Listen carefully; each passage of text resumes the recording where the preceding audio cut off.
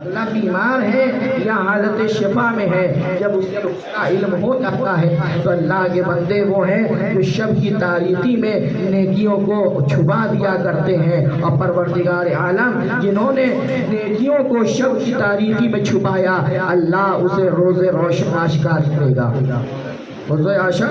یہ ائمہ کا دستور رہا ہے کہ ائمہ نے جب بھی کسی کی مدد کی ہے تو اکثر اوقات شب کی تاریکی کو اختیار کیا ہے، شب کی تاریکی کو اختیار کیا ہے۔ مولا کائنات خود کوفے میں مولا کائنات کا زمانہ ہے، اور یہ دستور ہے مولا کائنات کا کہ جیسے ہی جناب فضہ خود کہتی ہیں کہ میں نے علی کے لیے 2 کام کبھی نہیں کیا پوری زندگی، جناب فضہ جو مسلسل گھر میں رہ رہی ہیں، مسلسل مولا کائنات کے ساتھ موجود ہیں، جناب فضہ کہتی کہ میں نے علی کے لیے کبھی نہ بستر لگایا اور نہ دسترخوان بچھایا۔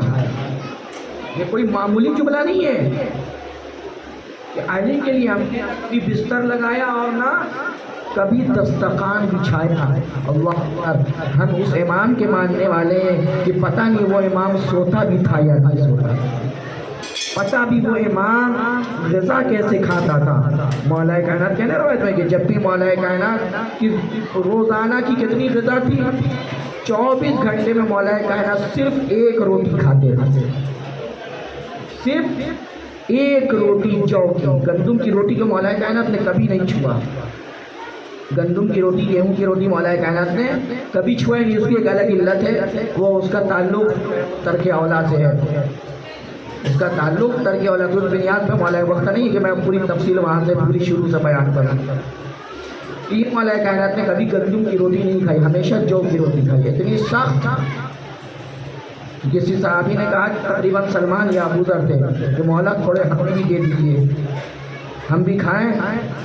تو جب مولا نے پڑھایا تو یہ کہہ کے واپس کیا کہ یا علی یہ تو سے زیادہ سخت سے زیادہ سخت ہے، ہم پہچانے اپنے امام، میرا امام کیسا تھا۔ 1 روٹی، ہم ناشتہ میں 2-3 روٹی جب تک نہ کھائیں تو سیر نہ ہو، دوپہر میں بھی کھانا چاہیے، پھر شام کا ناشتہ چاہیے، پھر رات کا کھانا چاہیے۔ یہ ہے انسان کا دستور۔ 1 روٹی کھا کر اس نے کتنے بڑے بڑے مارکے پیدا کیے، کتنا بڑا بڑا مارکہ فتح کیا۔ وہ مارکہ اسی بنیاد پہ کہ یہی وہ لوگ ہیں کہ جو اللہ کی رضا کے لیے اپنی جان کو بیچ دیا کرتے ہیں، اور جب یہ اپنی جان کو بیچتے ہیں تو ان کی جان معمولی نہیں ہوتی، اللہ خریدار بنتا ہے۔ جب یہ جان بیچتے ہیں تو اللہ ان سے جان کو لے لیتا ہے اور اپنی مرضی انہیں دے دیا کرتا ہے، انہیں اپنی مرضی دے دیا کرتا ہے کہ اب ہوا تو ہے لیکن اختیار علی کا ہے، پانی ہے اختیار علی کا ہے، رزق ہے اختیار علی کا ہے۔ جب اللہ نے مرضی دے دی ہے تو یوں کہا جائے کہ کائنات تو ہے لیکن اب کائنات میں اختیار علی ابن ابی طالب کا ہے۔ یہ تمام اختیارات ہیں، بارہا ملائکہ نے دیکھا ہے، بارہا مولا کائنات نے اپنی فضیلت کو پہچانوایا ہے کہ دیکھو۔ ایک بار خود چند افراد آئے اور آنے کے بعد کہتے کہ یا علی آج آپ اپنی فضیلت کو بیان کریں، یا علی آج آپ اپنی فضیلت کو بیان کریں۔ مولا کائنات انہیں سب کو اپنے حجرے میں لے گئے، جن میں سے سلمان، ابو ذر اور مقداد، یہ 3 افراد تھے۔ اور مولا کائنات کہا کہ آج میں فضیلت بیان نہیں کروں گا بلکہ دکھاؤں گا۔ کہا کہ ٹھیک ہے مولا، حکم دیا۔ بادل کا ایک ٹکڑا آیا، 2 ٹکڑا آیا بادل کا، ایک ٹکڑے پہ مولا کائنات بیٹھ گیا، دوسرے ٹکڑے پہ سلمان، مقداد اور ابو ذر بیٹھ گئے۔ حکم دیا، بادل کا ٹکڑا بلند ہوا، آسمانوں کو چیرتا ہوا پہلے آسمان پہ پہنچا۔ وہاں دیکھا کہ مولا کائنات تو یہاں، لیکن علی وہاں بھی بیٹھ کے ملائکہ کو تعلیم دے رہے ہیں، وہاں بھی علی بیٹھ کر ملائکہ کو تعلیم دے رہے ہیں۔ پھر مولا نے کہا کہ مولا آپ یہاں؟ کہا کہ ہاں یہاں بھی میں ہی ہوں۔ پھر اس کے بعد دوسرے آسمان پہ پہنچے تو دیکھا مولا کائنات رزق کا حساب کر رہے ہیں کہ کسے کتنا دینا ہے، کہاں تقسیم کرنا ہے، کس جگہ کیا کرنا ہے۔ کہا یا علی آپ بھی یہاں؟ کہاں میں بھی یہاں ہوں۔ موقع آیا کہ امام جب اس باغ میں پہنچے ہیں تو جو باغ سوکھا ہو چکا تھا، سوکھا پڑ چکا تھا، کہا مولا یہ کون سی ایسی جگہ ہے جو بہت ویران پڑی ہوئی ہے؟ مولا کائنات نے کہا کہ رک جاؤ۔ نیچے اترے، مولا نے جا کر ان درخت کے نیچے 2 رکعت نماز پڑھی۔ جیسے ہی نماز کا پڑھنا تھا پورا باغ ہرا بھرا ہو گیا، پورا باغ ہرا بھرا ہو گیا۔ سب پریشان، کہا مولا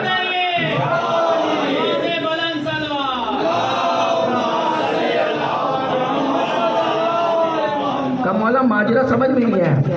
کہا کہ یہ اس درخت کی غذا ہے، میں اس کے نیچے جو نماز پڑھتا ہوں، کہا آج میں مصروف تھا جس کی وجہ سے میں نہیں آ پایا، یہاں ہر درخت کے نیچے میں آ کے 2 رکعت نماز پڑھتا ہوں، اور یہ درخت کی غذا میری پڑھی ہوئی نماز ہے۔ جب میں پڑھتا ہوں تو یہ دوبارہ ہرے بھرے ہو جاتے ہیں۔ تو یہ فضیلت مولا کائنات نے خود بیان نہیں کی، دکھایا، بتایا کہ دیکھو میرا اختیار صرف دنیا میں نہیں بلکہ آسمانوں پر بھی ہے۔ ایسی مولا کائنات نے نہیں کہا تھا کہ میں دنیا کے راستے سے زیادہ آسمان کے راستے کو جانتا ہوں، کہ علی زمین پہ کام اور دنیا کے راستوں کو زیادہ جانتے ہیں۔ اس کا مطلب یہ نہیں ہے کہ نعوذ باللہ مولا کائنات کو دنیا کا راستہ نہیں پتا۔ امام کو ہر راستہ پتا ہوتا ہے، امام کو ہر راستہ پتا ہوتا ہے، اسے معلوم ہے کہ جنت میں کیا ہے، جہنم میں کیا ہے، تو اسے یہ نہیں معلوم کہ دنیا میں کون سا راستہ کہاں پر ہے۔ تو یہ وہ افراد ہیں کہ جنہوں نے اپنے نفس کو، اپنی جان کو اللہ کے راہ میں بیچ دیا ہے، تو اللہ نے انہیں مرضی عطا کی۔ کہ انسانوں میں کوئی ایسا بھی ہے کہ جو اللہ کی رضا کی خاطر اپنی جان کو بیچ دے؟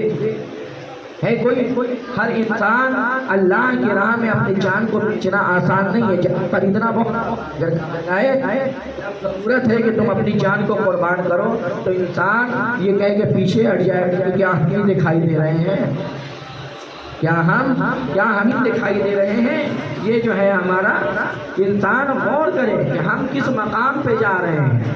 یہ قربانی کا جذبہ، یہ آیت کس کے لیے شان میں ہے؟ یہ آیت جو میں نے پڑھی ہے، یہ آیت خود مولا کائنات کی شان میں نازل ہوئی ہے کہ جب شب ہجرت مولا کائنات بستر رسول پر سوئے ہیں، جب سوئے ہیں تو پروردگار عالم نے کہا، قرآن میں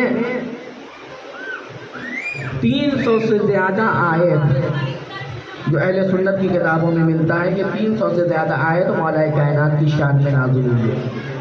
1-2 آیت نہیں، 300 آیت، کوئی معمولی آیت نہیں ہے۔ اگر کسی کے شان میں 1 آیت نازل ہو جاتی ہے تو انسان کتنا بھول جاتا ہے کہ میری شان میں 1 آیت آئے، لیکن کبھی 300 آیتیں قرآن میں ہیں۔ اتنی فضیلت یہ ہونے کے باوجود کبھی علی نے اپنے آپ کو بڑا ظاہر نہیں کیا، کبھی علی نے اپنے آپ کو امام نہیں سمجھا، بلکہ ہمیشہ خادم سمجھ کے زندگی گزاری ہے مولا کائنات۔ اگر خادم نہ سمجھتے تو آج مولا کائنات میں، مولا کائنات کا گھر کوفے میں چھوٹا سا گھر نہیں ہوتا، بہت بڑا گھر ہوتا مولا کائنات کا۔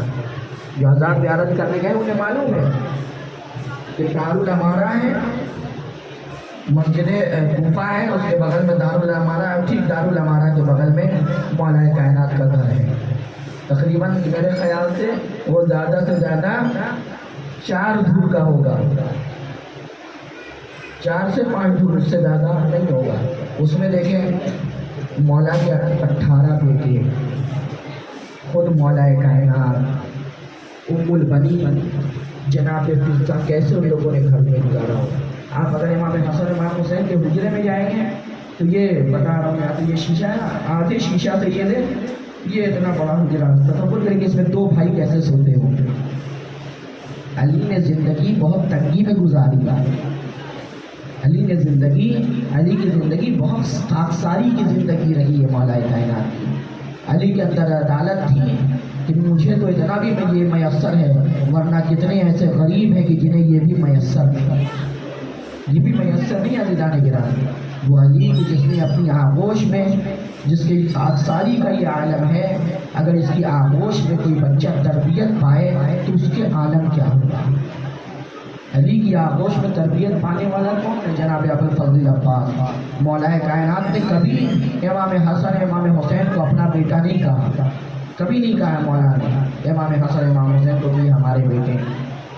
آپ دیکھیں جب بھی امام حسین امام حسین کو یاد کیا جاتا ہے تو یبنا رسول اللہ کہہ کے یاد کیا جاتا ہے. جب بھی کسی نے خطاب کیا ہے اے فرزند رسول خدا، اے فرزند رسول اللہ، تو یہ چونکہ نبی کہہ چکے ہیں کہ الحسن و الحسین میرے ہیں، حسن و حسین مجھ سے ہیں.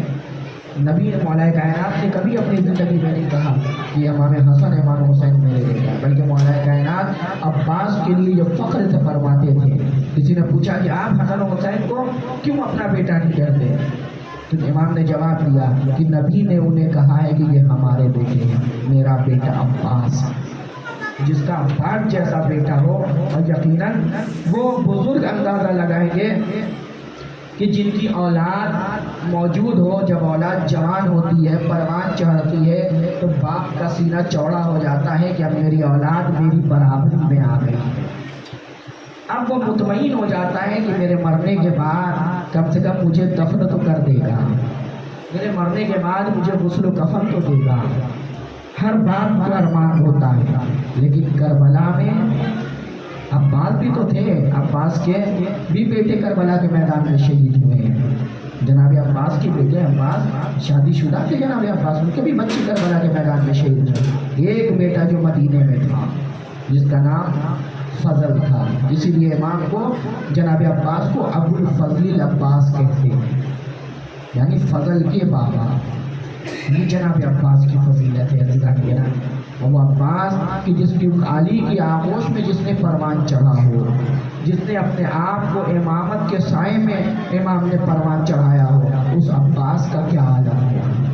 کتنی تمنا اور کتنے ارمان مولا کائنات کے دل میں تھے کہ میری اولاد رسول خدا کی اولاد کے کام آئے. جس طریقے سے میں رسول خدا کے کام آیا، اسی طریقے سے میری اولاد رسول خدا کی اولادوں کے کام آئے.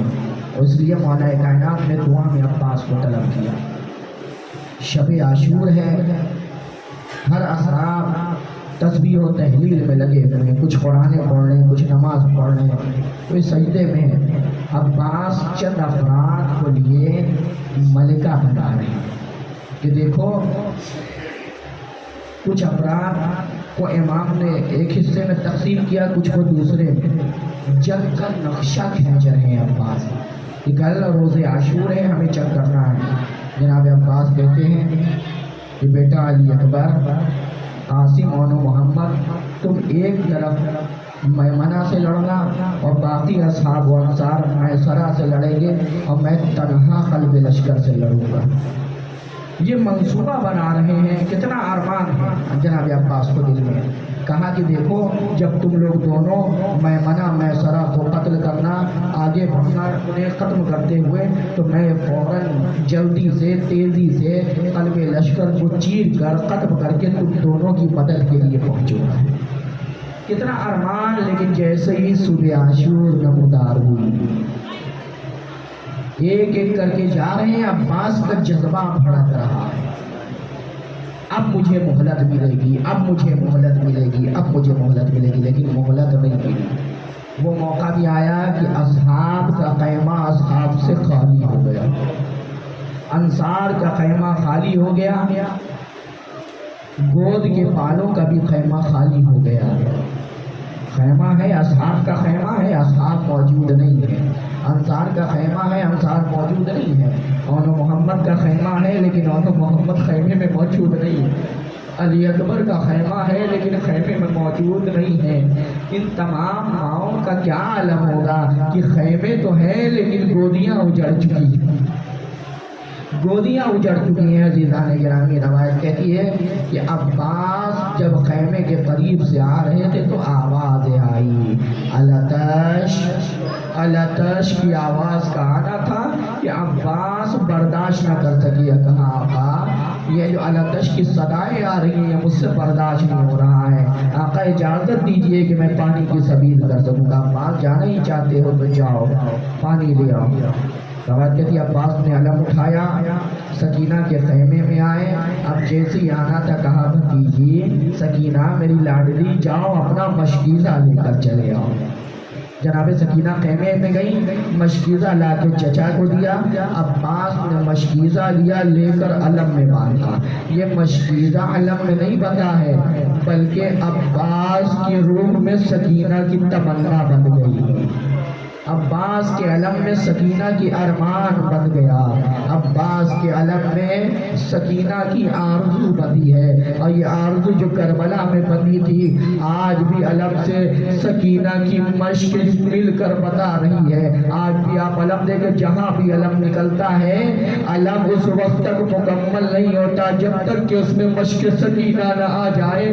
یہ مشق سکینہ پیغام دے رہی ہے چچا اور بھتیجے کے محبت کا، کہ دیکھو یہ آج بھی مشق سکینہ کے پیاس کو یاد دلا رہی ہے کہ ایک بچی جو کربلا کے میدان میں پیاسی تھی، اس کا چچا پانی کی سبیل کے لیے گیا تھا۔ عزیزان گرامی، خدا کوئی غم نہ دے سوائے غم سید الشہداء کے۔ ادھر جناب عباس نکلے ہیں، امام نے ٹوٹا ہوا نیزہ دیا، اب جناب عباس چلے ہیں۔ اب جیسے ہی ہیں عباس پہنچے، عباس کا ارادہ مقصد یہ ہے کہ کسی طریقے سے نہر فرات کے کنارے پہنچ جائے، اپنے رہبار کو نہر القمہ میں اتارا، اور اتارنے کے بعد مشکیزہ بھرا۔ اگر مشکیزے کا بھرنا تھا کہ جناب عباس سوار ہوئے، تیزی سے خیمے کی جانب پڑ رہے ہیں۔ فکر یہ ہے کہ کسی طریقے سے پانی خیمہ حسین میں پہنچ جائے۔ پھر سارے ساتھ نے دیکھا کہ حسین عباس کی نگاہ خیمے کی طرف ہے کہ کسی طریقے سے پانی پہنچ جائے۔ حکم دیا کہ سب مل کر حملہ کرو، سب مل کر حملہ کرو۔ ادھر حملہ کا ہونا تھا کہ روایت کہتی ہے کہ عباس کا جسم تیروں سے چھلنی ہو گیا۔ علم کا پھریرا، ارے جب آپ علم کے پھریرے کو کھولے ہو اور جب تیر چلتا ہے تو تیر چھیدتا ہوا نکل جاتا ہے، کہاں علم کا پھریرا جگہ جگہ سے تیروں کی بارش سے چھن چکا تھا۔ عباس کے جسم میں اتنے تیر دیکھا گیا ایسے قابو میں نہیں ہو رہے۔ ایک ملعون درخت کے سائے میں چھپا، اور چھپنے کے بعد عباس کے اوپر حملہ کیا، داہنا بازو کٹا، وہ حملہ کیا، بایاں بازو کٹا۔ عجب نہیں، دیکھا کہ اب بھی عباس نہیں رک رہے ہیں، آواز دی کہ مشق سکینہ کا نشانہ لگاؤ، مشق سکینہ کا نشانہ لگا۔ ادھر جیسے ہی مشق میں تیر پیوست ہوا، مشکیزہ چھنا، ارے عباس کی آس وہیں پر ٹوٹ گئی، بہتا ہوا پانی۔ اللہ اللہ، جناب عباس نے اپنے رہوار کا رخ ارے نہر فرات کی طرف موڑ دیا۔ آواز دینا تھا کہ عجب نہیں، ایک گرز گرا عباس کے سر پہ لگا، سنبھل نہ سکے۔ ارے امام جناب عباس کی مصیبت سب سے بڑی یہ ہے کہ کربلا کا کوئی بھی شہید ارے جب زین سے زمین پر آیا ہے تو اس کے ہاتھ سلامت تھے، لیکن ام البنین کا لال علی کا لفظ جگر جب زین سے زمین پر آیا تو منہ کے بل آیا۔ عجب نہیں، آواز دیے آقا مدد کو آئیے، اے آقا مدد کو آئیے۔ وہ موقع بھی آیا کہ امام نصرت کے لیے پہنچے، کیا دیکھا کہ عباس ہے، آنکھ میں تیر پیوست ہے، دونوں شانے قلم ہو چکے ہیں۔ روایت کہتی ہے کہ عباس کے جسم میں اتنا تیر تھا کہ امام چاہ رہے تھے اٹھانے کا، لیکن اگر اٹھاتے تو جسم کا حصہ جدا ہو جاتا۔ ذرا اندازہ لگائے کہ کتنے تیروں سے چھیدا گیا ہو، کتنے تیروں سے جسم چھنا گیا ہوگا۔ عزیزان گرامی، روایت کہتی ہے کہ عباس کے سر کو اٹھایا، زانوں پہ رکھا، کہا اے بھائی، اے آقا، میری خواہش ہے کہ میں جب دنیا میں آیا تھا آپ کی زیارت کی تھی، اب جا رہا ہوں آپ کی زیارت کرنا چاہتا ہوں۔ ادھر امام نے آبا کے دامن کو اٹھایا، ایک آنکھ سے تیر نکالا، دوسرے سے خون کو صاف کیا، ادھر صاف کرنا تھا، بھائی نے بھائی کی زیارت کی۔ جب امام نے کہا اے آقا اے ابا، آج میری بھی ایک خواہش پوری کرو گے؟ کہا یا آقا کون سی خواہش ہے؟ اس وقت میں مجبور ہو چکا ہوں، آپ کی خواہش کو پورا نہیں کر سکتا۔ کہا ابا، تم نے کبھی مجھے آج تک بھائی نہیں کہا، اے عباس آج تک تم نے مجھے کبھی بھائی نہیں کہا، آج حسین کی خواہش ہے کہ مجھے بھائی کہہ کے پکارو۔ اتنا کہنا تھا کہ عباس نے بھائی کہا، ادھر خبوص سوری سے پرواز کر گئی۔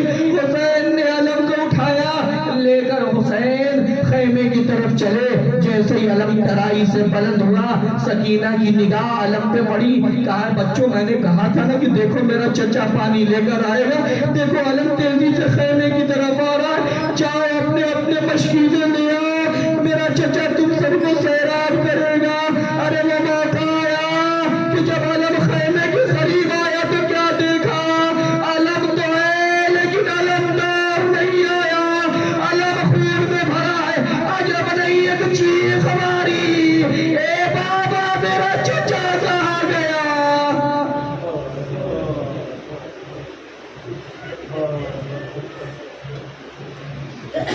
اِنَّا لِلَّهِ وَإِنَّا إِلَيْهِ رَاجِعُونَ۔ ماتم حسین۔